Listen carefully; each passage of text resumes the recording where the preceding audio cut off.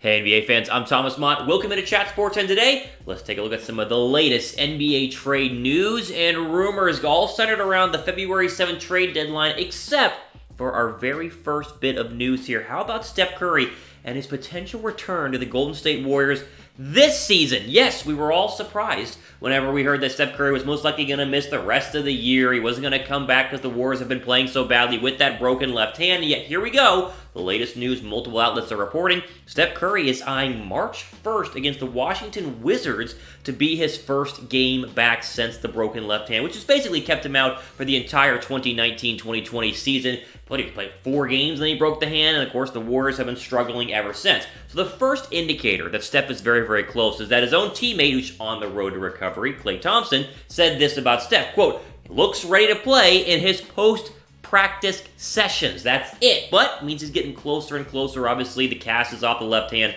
That means he is shooting. The real question here is not if Steph Curry is going to come back, because now it looks like a foregone conclusion he will come back and play. How much of an impact will he have on D'Angelo Russell? How much of an impact will he have on the Warriors' potential late-season run to the NBA playoffs? First off, D'Angelo Russell's impact. 23.2 points per game, 3.4 rebounds per game, 6.4 assists. Those are your stat numbers right now for D'Angelo Russell, who is, for all intents and purposes, running the show right now in Golden State. Steph Curry comes back, and you move D'Lo off of the primary ball handler. You give it back to Steph Curry, and D'Lo plays more of the two-guard spot, catching and shooting threes in the corner. What he did for those first 4 games before Steph Curry got hurt.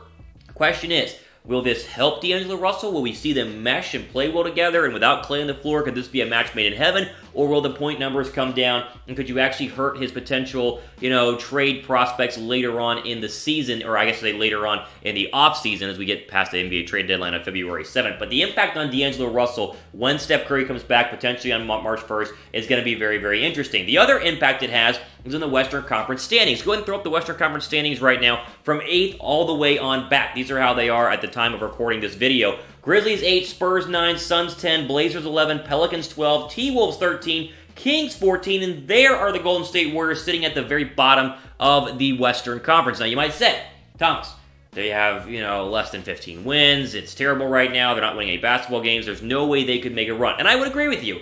But at the same time, if Steph were to come back beginning of March and put together some serious back-to-back, serious little run here, could they get to the 8th seed?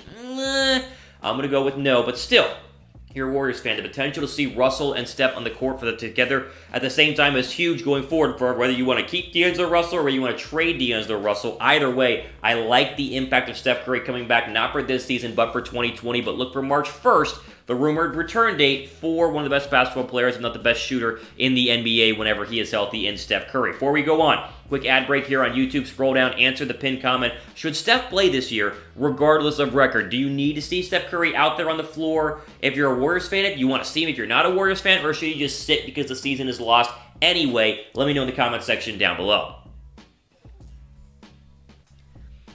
How about this next bit of trade news that's just popped up from Bleacher Report and CBS Sports and a bunch of other outlets? Derrick Rose is drawing major interest from multiple playoff teams. And there were 2 teams that were named to be interested in Derrick Rose. Those are the LA Lakers and the Philadelphia 76ers as a role guard player potentially coming off the bench. The Pistons have had him, obviously they re-signed him this offseason. He's been really, really good, their best offensive weapon, and now could be looking to go to a championship contending team who needs, again, backup guard play or a guard to come in during different spots during a 4-quarter basketball game, especially in the playoffs. Here's the deal. D-Rose was a free agent this past offseason. No one was really interested. He re-signs with the Detroit Pistons. He's making $7.6 million left on his 1-year deal. He's not an expensive guy, but the points of production have been there in droves. D-Rose, his stats for this year so far, 18.3 points per game, 2.4 rebounds per game, 5.9 assists, averaging about 25.8 minutes per game as well. Look at this potential bench lineup if he were traded to the LA Lakers. You got D-Rose at the 1, Caruso at the 2, you got KCP at the 3, Kuzma at the 4, Dwight Howard at the 5. And that could change depending on what trade pieces you want to mix and match for Derrick Rose, but is he really going to cost that much to go ahead and move? Maybe a second-round draft pick, maybe a role player in swap, to kind of swap back and forth with Detroit. This is a very real possibility. You can also talk about the Sixers. Sixers need a backup point guard. They need a scoring point guard who can actually score from outside of 15 feet besides Ben Simmons. The Sixers have been looking for a backup point guard, and Derrick Rose could be the answer to their prayers. I think Derrick Rose, Detroit has been said to be sellers at the trade deadline, could be even more likely of a trade target, I should say, a trade likelihood than center Andre Drummond, who we'll talk about a little bit later on in this video. The Lakers are interested, the Sixers are reportedly interested, and other unnamed teams are interested in D. Rose. Do not be surprised if the Detroit Pistons move on from the former NBA MVP, who, honestly, we saw the stats, 18.3 points per game, is playing very well at the moment down there in Detroit. Before we move on, be sure to subscribe to Chat Sports. We're reaching almost 155,000 subs here on the main channel. Click the red subscribe button. We greatly appreciate it. And if you want to bet on any NBA games, we got a promo code for you guys here. The first time you sign up with BetDSI and use our promo code DEAL120, you get a 120% deposit bonus on your first deposit. Chatsports.com/bet. Use the promo code 49ers, promo code DEAL120. Get a 120% deposit bonus whenever you first sign up. Moving on, we mentioned earlier in a video on Chat Sports a couple days ago about the Miami Heat being interested in DeMar DeRozan. How about adding LaMarcus Aldridge to that list as well, as the Heat have been searching for a second All-Star to pair alongside Jimmy Butler because they see a chance to win the Eastern Conference this year. The Sixers, good, but can they, close it out late in games in the NBA postseason without a really 100% Joel Embiid and a non-scorer in Ben Simmons? You gotta actually go out there and beat Milwaukee. Could Butler plus an All-Star be the key? The Heat sure do seem to think so, and maybe the Spurs have the star that they're looking for. There are already mentions of DeRozan. How about LaMarcus Aldridge pairing with Jimmy Butler down there in South Beach to try and keep the Heat atop of the Eastern Conference, or one of the top teams in the Eastern Conference? Here's the deal.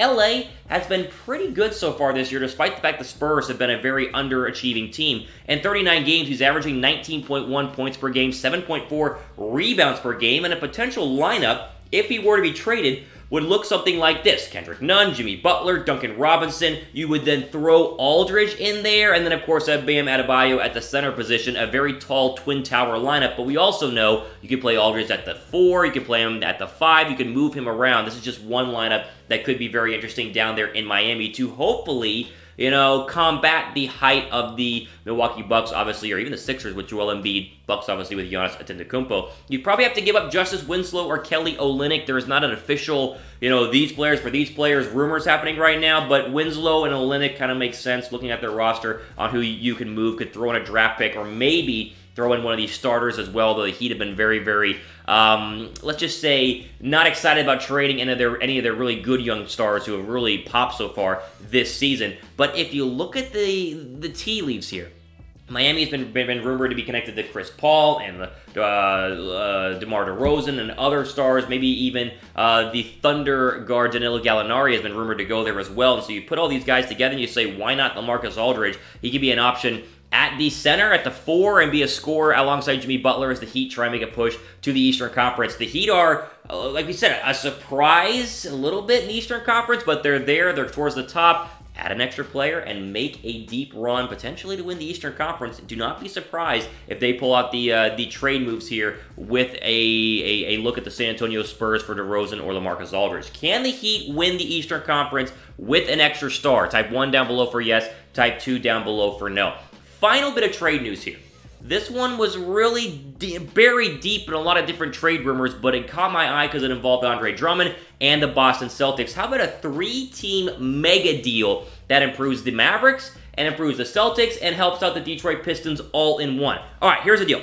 The Celtics are very, very good everywhere but at the center position. And again, in the Eastern Conference, you got to take on Adebayo from Miami, potentially LaMarcus Aldridge. You got to take on Joel Embiid, Tobias Harris, and you obviously have to take on Giannis Antetokounmpo. A lot of height in the Eastern Conference. So, if you want to improve the Boston Celtics, the center position is where you need to go. How about this 3-team trade? Throw it up on the screen right now. Celtics get Andre Drummond, the Mavericks get Gordon Hayward, and the Pistons get Tim Hardaway Jr., Courtney Lee, and a 2020 second-round draft pick. This one was reported by multiple outlets, including Bleacher Report, mentioning that, hey, this would get the job done. Money-wise, this would get the job done. Depth-wise for the Pistons, getting back what they wanted, and also help out the Mavericks and the Celtics at the same spot. This would be a fascinating trade at the deadline coming up here at February 7th. That creates a depth chart with the Celtics of Kemba Walker, Jaylen Brown, Jason Tatum, Andre Drummond mixes in there, and then you can kind of pick Marcus Smart if you wanted to play him somewhere or throw someone else in there at the 3 spot, but you could really get interesting with Walker, Brown, Tatum, and Drummond as 4 of your starting 5 because you have a much better, much stronger, better rim protector playing the center position than what they have right now.